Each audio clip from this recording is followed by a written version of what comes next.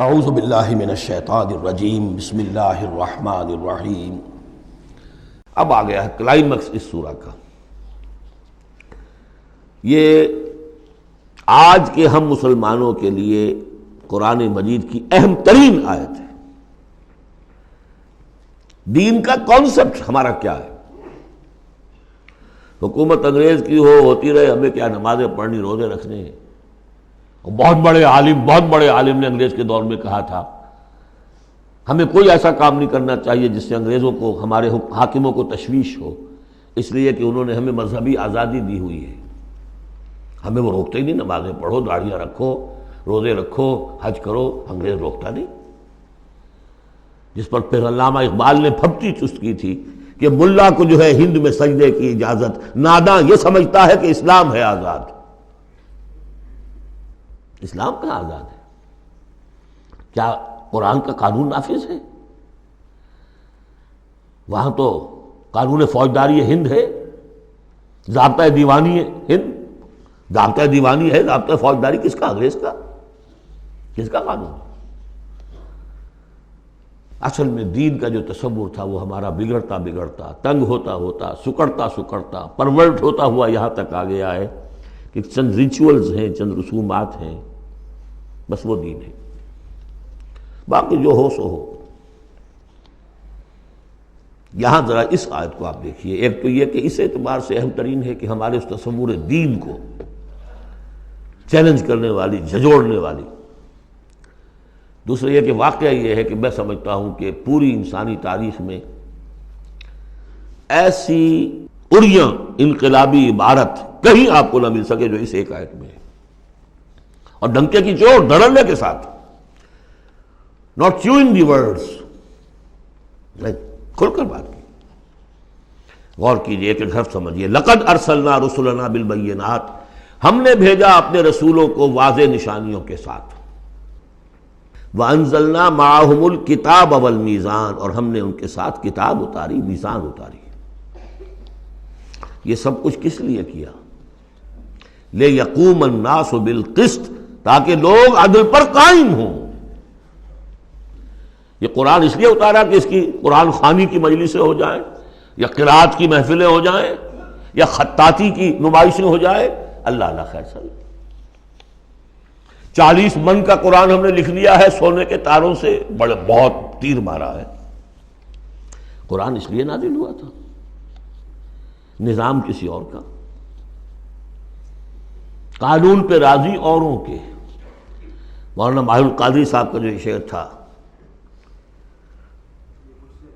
یہ مجھ سے عقیدت کے دعوے، قانون پہ راضی اوروں کے، یوں بھی مجھے رسوا کرتے ہیں، ویسے بھی رلایا جاتا ہوں۔ تو قرآن اس لیے تو نہیں ہے، قرآن تو آیا جو نظام لے کر آیا اسے قائم کرو، جو میزان لے کر آیا اسے نصب کرو، جو شریعت لے کر آیا اسے نافذ کرو۔ اگر یہ نہیں تو بابا پھر سب کہانیاں، عمرے کرتے رہو ہر سال، باقی سارا دھندا سودی کاروبار، دین جو ہے، بلڈنگیں بناؤ، عیش کرو، ہاں عمرہ کراؤ۔ گنگا نہا آیا جیسے ہندو پاک ہو گیا، ایسے عمرہ جو ہے کرائے پاک صاف ہو گیا۔ یہ ہے آپ کا دین، آج کا دین۔ غور کر لیجیے اس کو، نظام عدل و قسط۔ پھر ذرا نوٹ کیجئے، اب تو چونکہ ہم ترجمہ قرآن کرتے ہوئے کہاں تک، آخر تک پہنچ گئے۔ آل عمران میں فرمایا اللہ کیا ہے؟ قائما بالقسط۔ سورہ نساء میں فرمایا مسلمانوں تمہیں کس لیے ہم نے اٹھایا ہے؟ یا ایھا الذین آمنوا کونوا قوامین بالقسط شہداء للہ، عدل و انصاف کو قائم کرنے والے بن کر کھڑے ہو۔ سورہ مائدہ میں فرمایا یا ایھا الذین آمنوا کونوا قوامین للہ شہداء بالقسط۔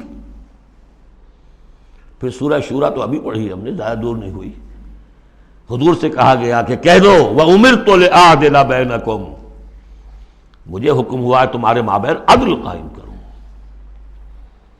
میں صرف واعظ کہنے نہیں آیا۔ اللہ الذی انزل الکتاب بالحق والمیزان، یہ بھی آیت سورہ شورى میں ہم پڑھ چکے ہیں، وہی کتاب اور میزان کا لفظ یہاں بھی آ گیا ہے۔ لقد ارسلنا رسلنا بالبینات وانزلنا معهم الکتاب والمیزان لیقوم الناس بالقسط. یہ عدل جو قرآن لے کر آیا یہ نظام عدل ہے، عدل و قسط ہے، اسے نافذ کرو. پھر وہ ہم پڑھ چکے سورہ مائدہ میں، قل یا اہل الکتاب لستم علی شیء حتی تقیموا التوراۃ والانجیل وما انزل الیکم من ربکم. کہہ دیجئے نبی ان سے، اے کتاب والو تمہاری کوئی حیثیت نہیں ہے جب تک کہ تم قائم نہیں کرتے تورات کو اور انجیل کو اور جو کچھ تمہارے اوپر نازل کیا گیا تمہارے رب کی طرف سے. یاد ہوگا کہ میں نے کہا تھا یہاں لفظ قرآن رکھ کر دیکھیے، قل یا اہل القرآن لستم علی شیء حتی تقیموا القرآن وما انزل الیکم من ربکم. اے قرآن والو تمہاری کوئی حیثیت نہیں ہے، You have no face to talk to us. ہم سے دعائیں مانگ رہے ہو، ہم تمہاری دعائیں تمہارے منہ پر دے کر مارتے ہیں. تم نے وہ قرآن نافذ کیا یا اس کی تلاوت کی؟ تراویح میں سن لیا پورے رمضان میں ایک قرآن تو بڑا تیر مار دیا، کیا اس کا ایک حرف نہ سمجھاؤ؟ لقد ارسلنا رسلنا بالبینات وانزلنا معهم الکتاب والمیزان لیقوم الناس بالقسط. اور عدل کے راستے میں تو رکاوٹ ڈالیں گے وہ لوگ کہ جو ایکسپلائٹ کر رہے ہیں. جاگیردار کبھی چاہے گا کہ جاگیریں ختم ہو جائیں، وہ تو ٹیکس دینے کو تیار نہیں. آپ کہتے ہیں جاگیرداری ختم ہو جائے. ہاں کوئی ہو سکتا ہے ایسا بھی جاگیردار شریف النفس، کوئی سرمایہ دار ایسا ہو سکتا ہے شریف النفس، لیکن شاذ ہوگا وہ، کوئی ہوگا، اکثر و بیشتر تو نہیں ہوں گے. ابو بکر بھی ایمان لے آئے تھے، اونچے طبقے سے تھے، عثمان بھی ایمان لے آئے تھے، اونچے طبقے سے تھے، اکثر و بیشتر تو نہیں.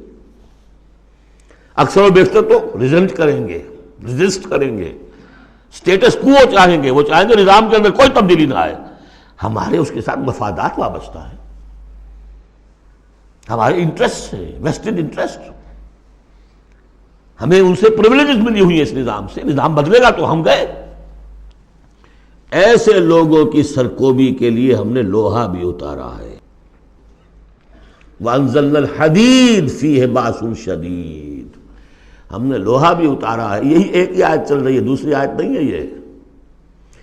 اس لیے میں نے کہا تھا کہ اڑیاں ترین یہ عبارت ہے کہ انقلاب کے لیے کچھ سر کچلنے پڑتے ہیں.